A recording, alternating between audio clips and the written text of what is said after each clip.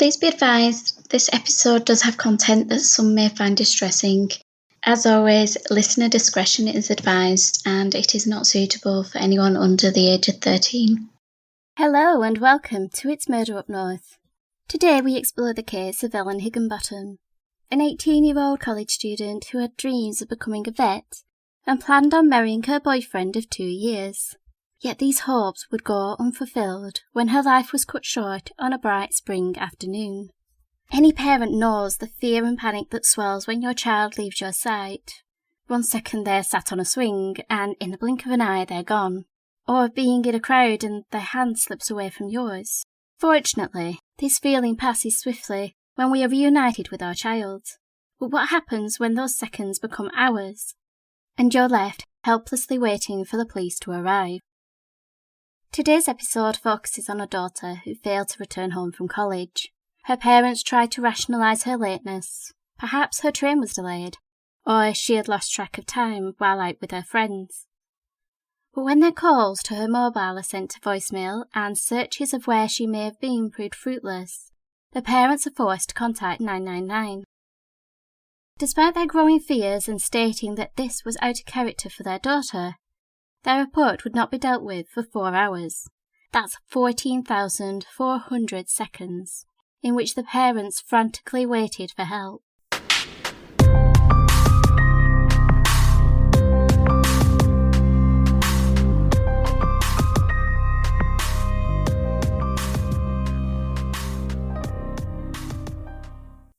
At 7:30 on the morning of the 16th of June 2017, 18-year-old Ellen Higginbottom left home in order to catch her train to college. The bubbly teenager was in good spirits, heading off to meet her friends at college to do some revising for her A-level exams. She bid her mum and dad goodbye, grabbed her laptop bag and left the house in Worsley, Greater Manchester, with her characteristic smile on her face. It was a normal Friday, in which the family carried out their regular routines. Ellen leaving for college and her parents heading off to work. Her mum Kay was a school head teacher and her father Mike ran a successful business. That normalcy would begin to fade as the clock struck 5. Her parents returned home and Ellen would usually walk through the door chatting on her phone or eager to tell her mum the gossip of the day, but the front door never opened and the house was devoid of her voice. Perhaps her train had been delayed, or maybe she had lost track of time while with her friends, but as the minutes passed, these thoughts began to be tinged with worry. Her father headed to the train station to learn that there had been no delays, and his daughter was nowhere to be seen. Numerous phone calls to Ellen's mobile were answered by her cheery voicemail message, increasing her parents' concern. As their desperation grew, they began contacting their daughter's friends, including her boyfriend Ryan, all of whom stated they last saw Ellen at college.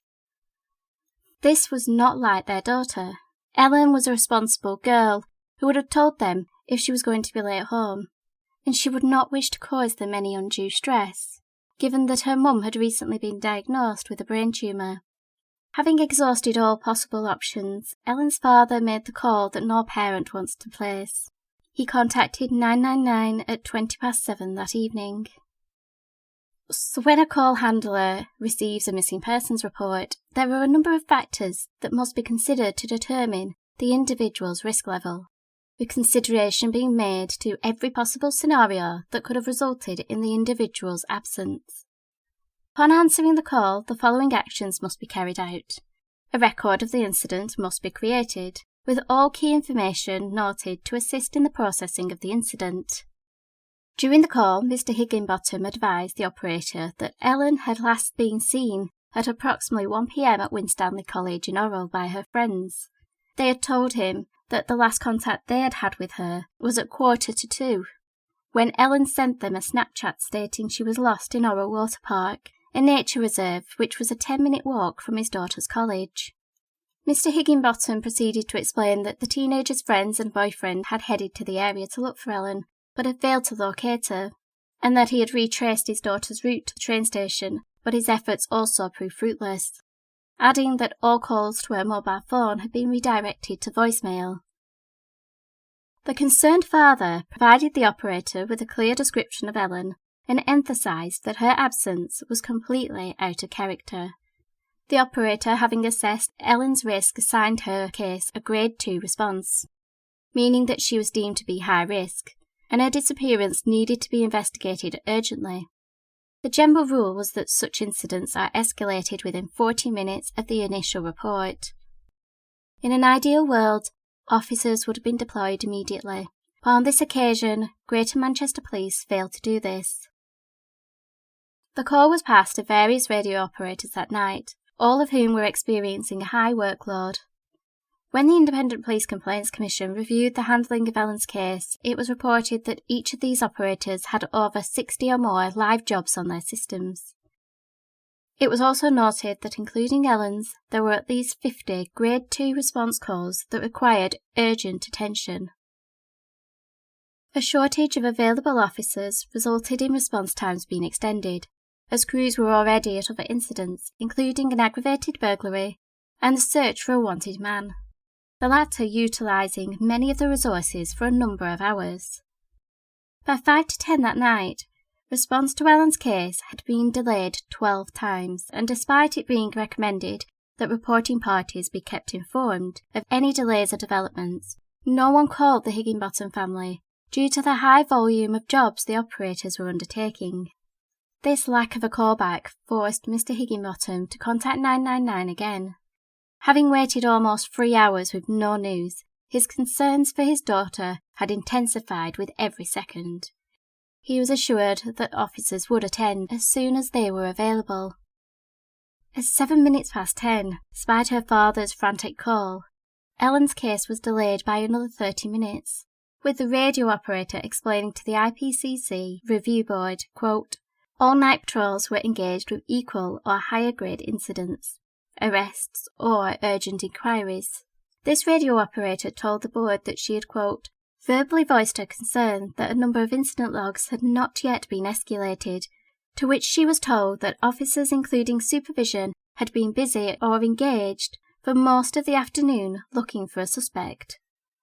At 20 past 10, a call centre supervisor updated Ellen's incident log and stated, quote, "This requires escalation to the inspector. This is a genuine concern and out of character for the female." 5 minutes later, officers that were in the vicinity of Ellen's home were requested to respond to reports of an aggravated burglary, with the radio operator hoping that they could redeploy these officers to Ellen's case once they had finished.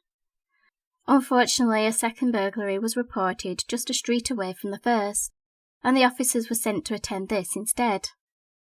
Unable to send out a patrol at 11:15, the radio operator once again had to place a 30-minute delay on Ellen's case, and hopes of sending the officers deployed to the burglary were once again dashed when the operator received a call relating to a domestic violence incident, which required immediate response. At 20 to 12, Mr. Higginbottom contacted the call centre again, in an increased state of panic and demanding to know when an officer would be responding to Ellen's case.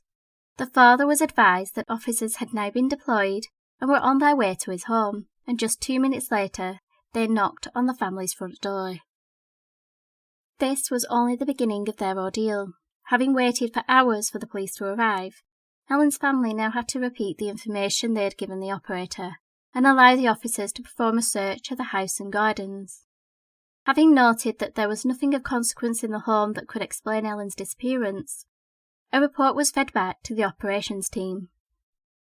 By 1 o'clock that morning, with Ellen's case being confirmed as a high-risk missing person, the decision was made to implement what is termed as golden hour tasks. These included checks on hospitals and custody suites for individuals matching Ellen's description, attempting to use the teenager's phone to establish her location, and deploying search teams, including the police helicopter and dogs to Orwell Water Park, while also publishing a missing persons campaign on Facebook.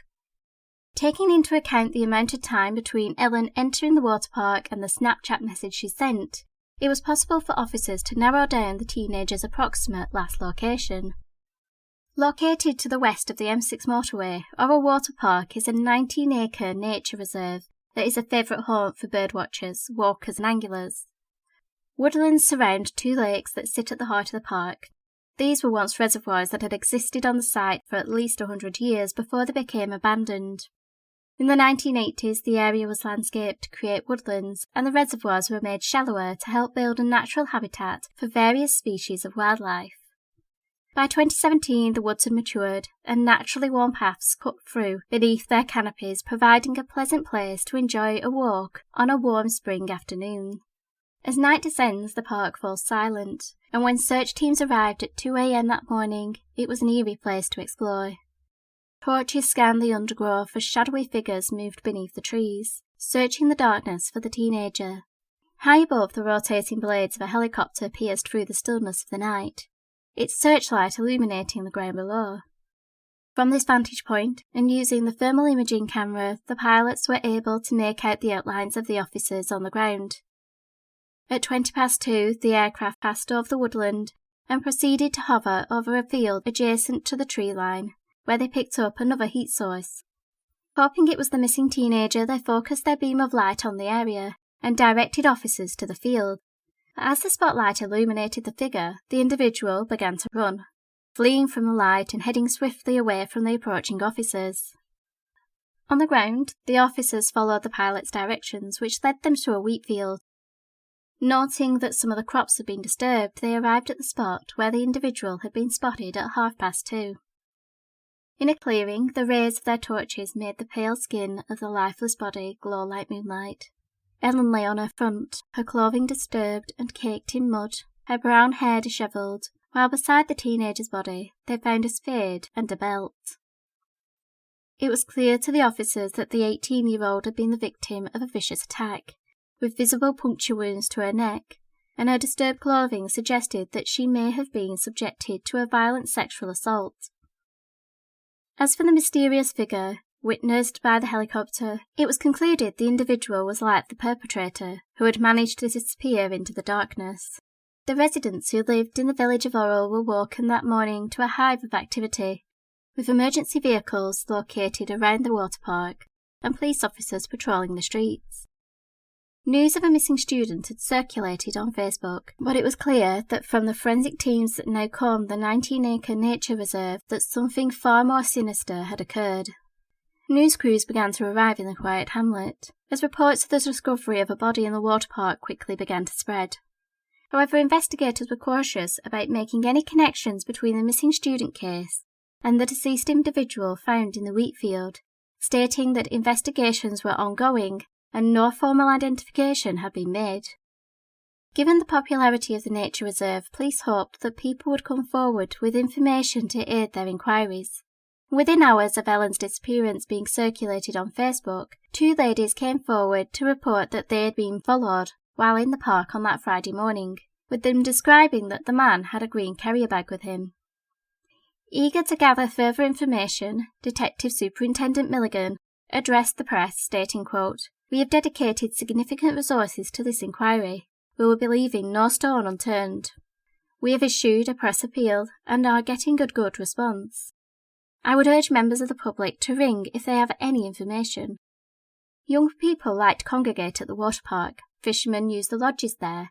If you were there and saw anything you think is not quite right, I would like to know about it.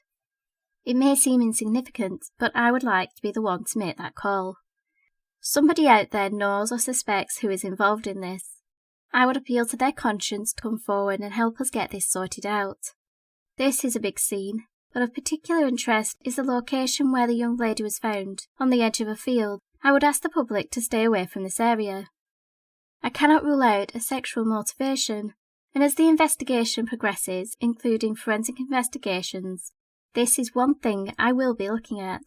We are keeping an open mind at this stage." There were also an earlier incident involving 2 women being followed. This was in the same area, and whether it is connected or not, if anyone has information about it, I would like to know about it. The following day, on Sunday the 18th of June, was a warm, sun-soaked day. Manchester city centre was filled with thousands of people who had come out to celebrate the Manchester Day Parade. As the crowd lined the streets, 22,000 participants marched in colourful and eye-catching costumes, followed by brightly decorated floats. The parade was particularly poignant, as leading the way were 22 people carrying 22 balloons, to signify those who had lost their lives in the Manchester Arena bombing just a month prior. As the festivities took place in the city centre, 25 miles away in Orrell, forensic teams continued to scour the water park for clues. Further details were released to the press, including confirmation that the body was that of 18-year-old Ellen Higginbottom. Detective Superintendent Howard Millingham from Greater Manchester Police's Major Incident Team updated the public, stating, "Post-mortem has now been carried out, and we have a clearer picture of what may have happened to Ellen, but we are still piecing together her exact movements in the lead-up to her death. It is still in its early stages. This investigation is by no means over. We still have a long way to go piecing together the puzzle. Our investigative teams will continue to work at the scene in the area around Orrell Water Park for the next few days." By that evening, there had been a number of key developments in the case, with a confirmation that a 47-year-old man had been arrested. Although details were scarce, it was revealed that he lived in the Billinge area, just 4 miles south of Orrell. A second man was arrested 20 miles away at his home in Preston, just after 9 p.m. that night. Police body cam footage captured the moment he was informed of the charges against him, with a 51-year-old staring blankly, his face devoid of emotion, despite being told he was being arrested on suspicion of murder. His main concern was that the officers locked his front door when they left. As news of these arrests began to spread, a designated area was set up near the water park to allow people to leave floral tributes for Ellen, whose death had stunned the quiet village and the college which she had attended. Amongst those who paid their tributes were family and friends of the teenager. Leading the messages of grief was a statement by Ellen's grandfather, Derek Goldstraw. The 80-year-old stated, quote, "I can't stop crying. We're all heartbroken. Our angel has been taken from us. She was such a happy and beautiful girl who lit up our lives. I used to take her for walks in that park when she was a little girl. When I sit down and think of her now, the tears just come in floods. I'm devastated. Whoever's done this is an animal. They need catching and locking up for life. I don't know how her mum will be coping with this, as she was diagnosed with a brain tumour a few weeks ago. She'll be in bits." A memorial page on Facebook was also set up, on which a number of Ellen's friends left posts expressing their sadness. Chloe, one of Ellen's friends who had created a post asking for people to help find Ellen when she was reported missing, wrote, "Never felt as sick and upset and heartbroken in my entire life." Katie, who had studied psychology with Ellen, posted, "Absolutely heartbreaking that this horror has happened to such a lovely and caring young girl. Always smiling and making me laugh in psychology. You were taken far too young." While another friend reminisced about Ellen's bubbly personality and her love of horses. Amongst all the tributes, one bouquet of flowers stood out. Its message reading, "Ellen, we are so sorry we couldn't get to you on time. Rest with the other angels." These had been left by the members of the Tactical Aid Unit, who had assisted in the missing persons search, and would prove particularly poignant upon the publication of the IPCC report. Amidst the outpouring of grief was the desire for answers as to who had committed such a horrific crime, and by the 20th of June, just 4 days after Ellen was last seen alive, the individual charged with her murder would appear in court. 51-year-old Mark Buckley was formally charged with the crime. Although he declined to enter a plea, he was ordered to remain in custody. Meanwhile, Dean Speakman, alongside Vicky Calland, were charged with handling stolen goods and perverting the course of justice. While the man suspected of taking their daughter's life lingered in a prison cell awaiting trial, Kay and Mike Higginbottom made their first public statement, which showed both their grief and incredible dignity. Quote, "We're supposed to start at the beginning, but this is the news and we have neither space nor time. But equally, you can't just flip to page 647 of a person's life and know them. So, insights and anecdotes. It's 4 a.m. and the birds are singing, like they did on Saturday morning at Orrell. Ellen would have loved that. She'd have still been messing on her phone though. We could tell you about how excited she was when we tentatively suggested she might want a kitchen mixer for her 18th birthday. Not clothes and makeup and jewellery for Ellen, Not really her thing. Any tips on how to preserve homemade flapjacks forever, by the way? We would tell you how she had astonishingly reinvigorated her love of learning over the last few months after some difficult times. We could tell you that the last time we had words was in 2001, when she jumped in a puddle after being told not to. But none of this makes sense, because they're just yellow stripes highlighting the book of her life, and you haven't read the rest. People have called them animals, but Ellen loved animals, and the psychology student in her would tell you it takes the complexity of a human mind to conjure such exquisite evil. People have also called for them to be strung up, but we've thrown enough stones in the rivers while camping for her to tell you that ripples reach the shore. Innocent people love, or at least loved, these monsters too, and I promise you, she'd also tell you that nobody deserves the pain we feel right now. What has the world come to? Well, if a legacy is planting seeds in a garden you never get to see, then thanks to people like our remarkable Ellen, it's coming to beauty and love and kindness. Overwhelmed by his own grief, Ryan had struggled to come to terms with the loss of his girlfriend. She was his little nug, and he was her chicken. On the Friday when Ellen had told her friends she was lost in the water park, Ryan had endeavoured to find her, and continued to search until the police arrived. In a brief statement that could not fully express the depths of his loss, he addressed Ellen as his beautiful, bubbly, happy and flamboyant girl, proceeding to state, quote, "I have made so many amazing memories with you that I will forever cherish and will remain in my heart. Ellen, the past 2 years of knowing you have been the best years of my life. I am so incredibly honoured to have been such a big part in your life. Thank you for everything you have and did for me, even the little things like coming to find me when I was studying, or bringing sweets to help study, or even the countless hours we just spent cuddling thinking about what we will do in the future." Ellen's loved ones would have to wait in order to say their final farewells, as on the 28th of June the coroner's inquest was opened, during which the coroner, Alan Walsh, stated that due to the ongoing investigation he was unable to release the body. It was during this hearing that more details regarding what had happened to Ellen were revealed, with the post-mortem results stating her cause of death was due to the incised wounds on her neck. It was also recorded that the heartbreaking task of formal identification was carried out on Saturday the 17th of June by Ellen's uncle Philip. With a date of the 4th of September assigned for Mark Buckley to stand trial, Coroner Walsh ruled that he would resume the inquest on Monday the 30th of October. When the 4th of September arrived, the hearing was held at Manchester Crown Court, where Mark Buckley appeared in the dock, his head shaven, wearing a grey jumper, exhibiting the same emotionless expression he possessed when he was arrested in June. The defendant spoke briefly to confirm his name and answered the charge of murder with a guilty plea. The following week, in lieu of a trial, 52-year-old Mark Buckley would again appear in court, this time to be handed his sentence. It was during this morning session on the 14th of September that further details of his history and his despicable crime would come to light. At 10 a.m, Buckley entered the dock, escorted by prison officers, his wide-eyed stare devoid of emotion.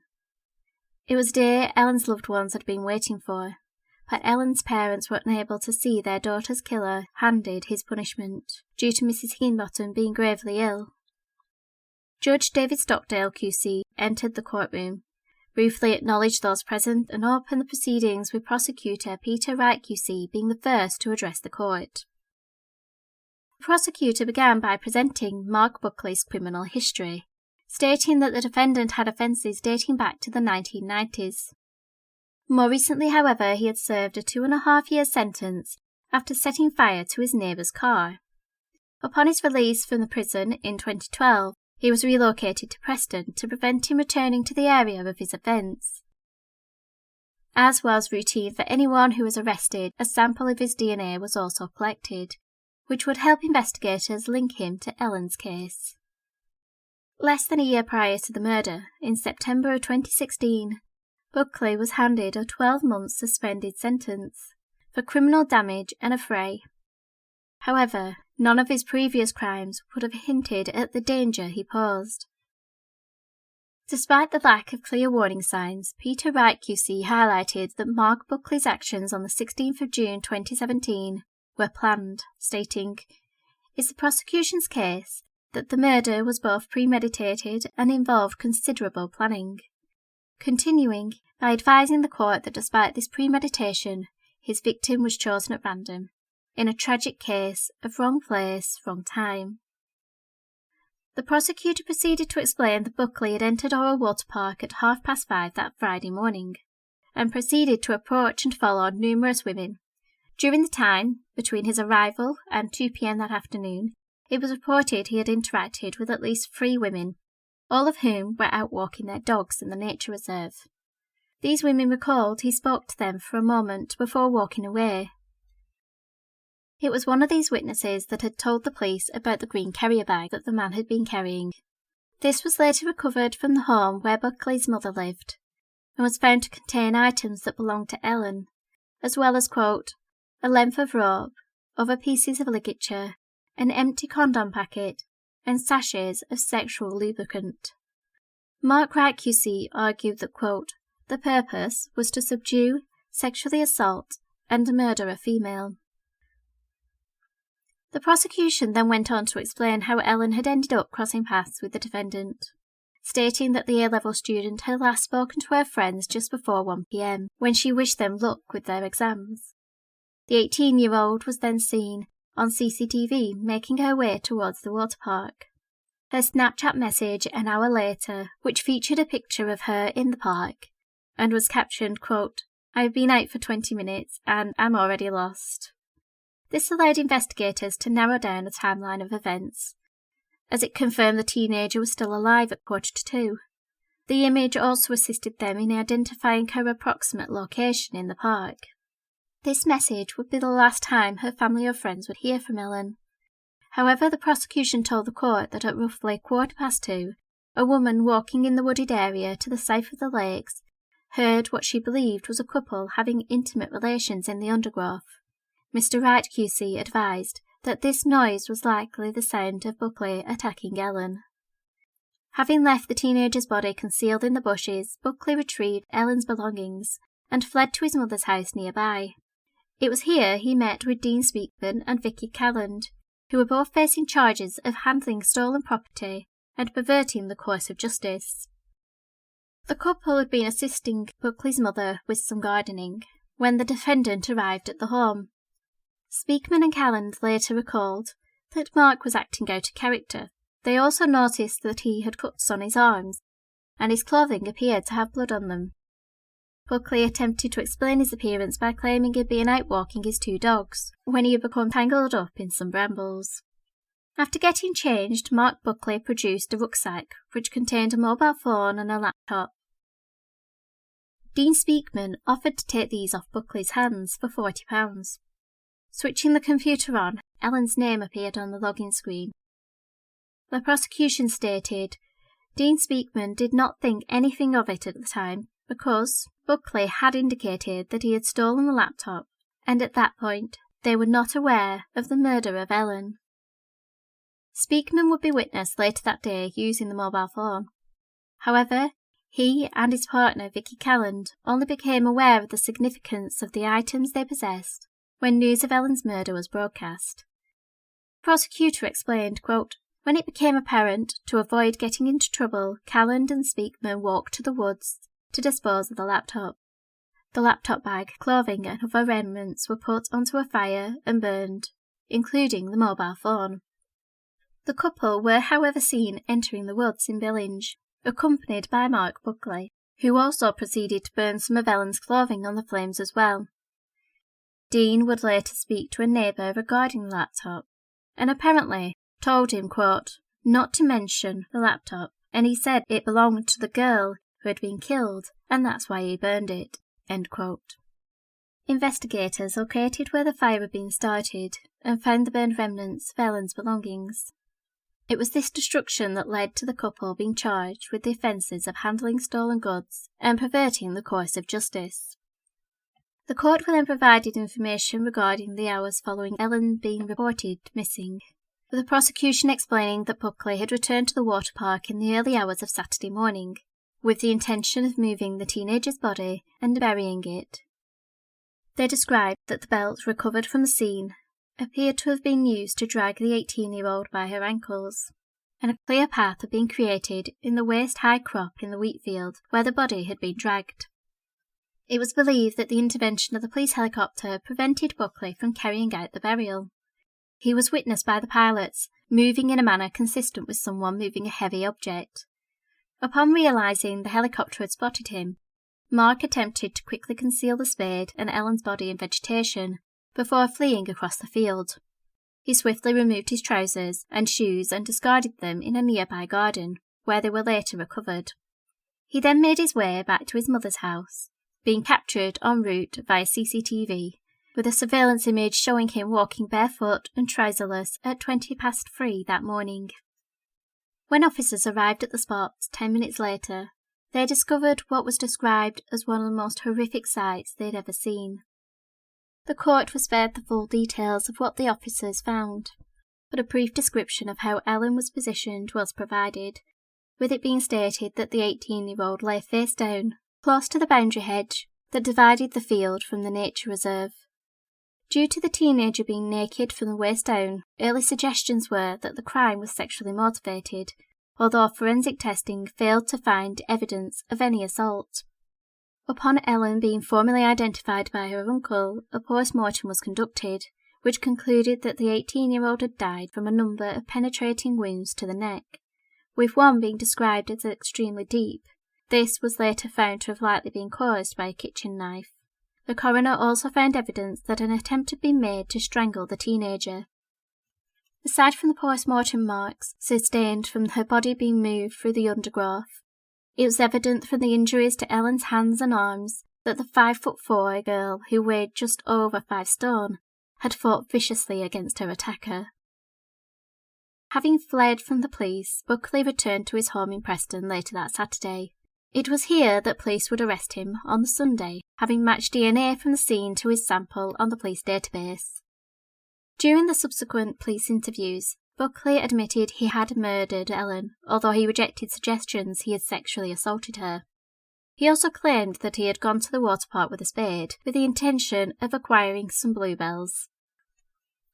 The prosecution then moved to deliver the victim's impact statements provided by Ellen's parents, who could not attend the hearing, and one on behalf of the teenager's boyfriend, Ryan, who was comforted in the courtroom by his father.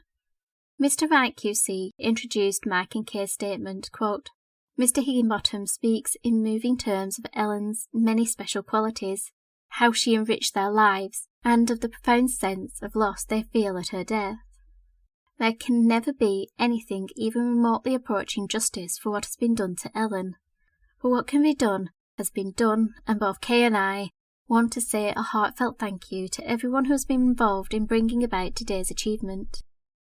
We were tremendously lucky to have shared 18 years with her, and everyone else who knew her will identify with that feeling. She made the world a better place, with pretty much everything she said and everything she did. We all would have liked more though, and we would especially have liked for her to have had more. For her to have seen the results of all her hard work, for her to have seen her friends fly the nest as they went to university, for her to have explored the world that she was just growing into. To have all that taken away from her in such a pointless and idiotic fashion fills us with anger and resentment that does not represent who we want to be. But we wrestle it under control and learn to be better at being people, because that's what adults do. So if there's anyone else out there thinking of doing anything even half this stupid, just take one piece of advice: grow up. Following these emotionally charged statements, the defence presented their case, with Michael Hayton QC opening by stating that Mark Buckley was remorseful and wished to apologise to Ellen's loved ones for taking her away from them. The defence lawyer then proceeded to paint a picture of Mark Buckley as a man who had once been a hard-working individual, who had enjoyed a couple of long-term relationships over the years, yet his world fell apart when he lost his job and his relationship ended. the result of which was him being diagnosed with anxiety and depression, for which he had been prescribed medication. The defence made an effort to express that prior to the murder, Buckley had only committed offences that involved the damage of property, with no indications of violent or sexually deviant behaviour. With regard to the attack itself, Mr. Hayton QC stated that the defendant had only vague recollections of what took place. However, Buckley was aware, quote, "This is a terrible case. He knows he may never see the light of day again." Having heard from both the defence and prosecution's cases, Judge David Stockdale proceeded to deliver his pre-sentencing comments to the court. He began by describing how vulnerable Ellen was on the afternoon of June the 16th, 2017. She was just a normal teenage girl, out for a walk, enjoying the beauty of the nature around her. The judge stated that, quote, 5'4" and weighing just 5 stone 5 pounds, simply did not stand a chance, as she was caught off guard by the knifeman. Despite that, her wounds indicate that she tried, albeit in vain, to defend herself. Turning to Buckley, he continued, "As it was you subjected her to a savage and brutal attack. You inflicted many wounds, in cutting her throat and killing her. It was as cowardly and callous as it was brutal. She would have had no idea it was coming. She would have been caught entirely off her guard. You were armed with a knife. She simply did not stand a chance. What must have been going through her mind is beyond imagining." The judge also took a moment to reflect on the impact the murder had on the people who loved Ellen, making a special mention to Ryan, whom Ellen one day hoped to marry. The judge told the court, quote, "Although they were young, the couple were already planning to marry, and they were planning ahead to having children. All that is now lost to Ryan Warren."